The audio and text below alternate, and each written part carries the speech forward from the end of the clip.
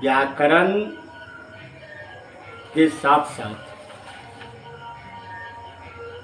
आप साहित्य के विषय में भी जानें, क्योंकि साहित्य की जानकारी भी उसी रूप में अनिवार्य है जिस रूप में हम साहित्य के पथ प्रदर्शक के रूप में व्याकरण का ज्ञान अर्जित करना जरूरी मानते हैं। अब मैं आपसे ये जानना चाहता हूँ कि आप बच्चे अंग्रेजी साहित्य पढ़ते हैं, संस्कृत साहित्य पढ़ते हैं, उर्दू साहित्य पढ़ते हैं,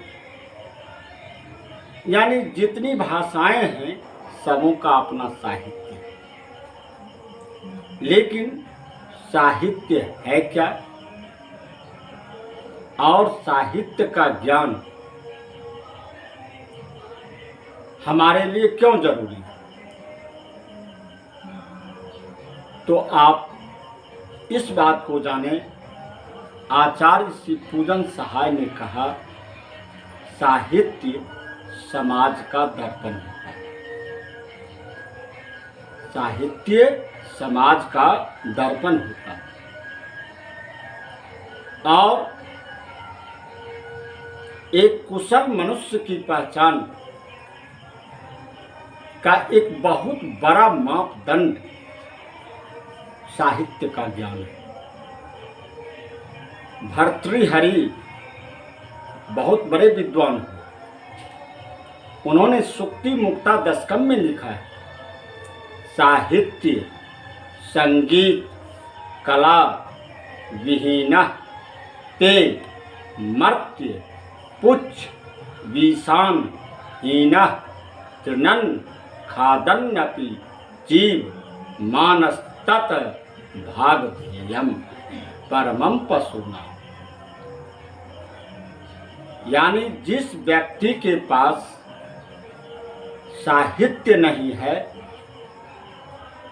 उसके पास भाषा का ज्ञान नहीं है, वह कलाओं से हीन है, फिर ऐसे मनुष्य को मनुष्य कहना ही बेकार है।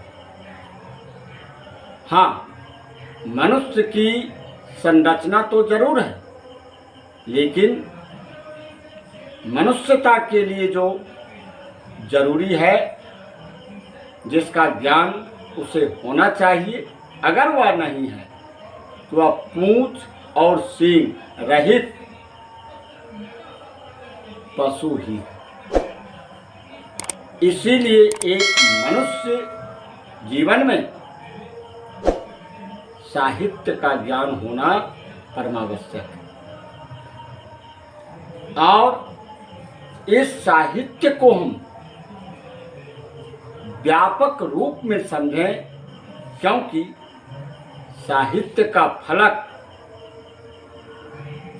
किस असीम सीमाओं तक फैली हुई है यह कोई नहीं बता सकता। सृष्टि के सृजन के साथ साहित्य का सृजन और यह सृष्टि हमेशा साहित्य के साथ। इसलिए साहित्य का ज्ञान होने पर ही हम सृष्टि और समष्टि को भी समझ पाएंगे। आप देखें, दुनिया की सभ्यता संस्कृति में जहाँ से मानव सभ्यता की पहचान हुई है, वहाँ मानव सभ्यता की पहचान के साथ साहित्य का ज्ञान भी उसी समय से उसके साथ रहा। तो हम सभी चाहे जो कुछ भी पढ़ते हैं उसको इस रूप में जाने। हम विज्ञान पढ़ते हैं, वह भी साहित्य है।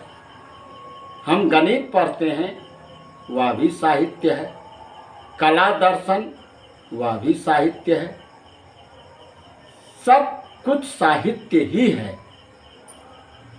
और साहित्य की परिभाषा विद्वानों ने जो दिया है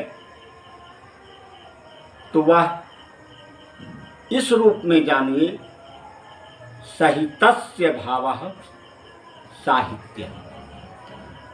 सहितस्य भावः साहित्य, साहित्य का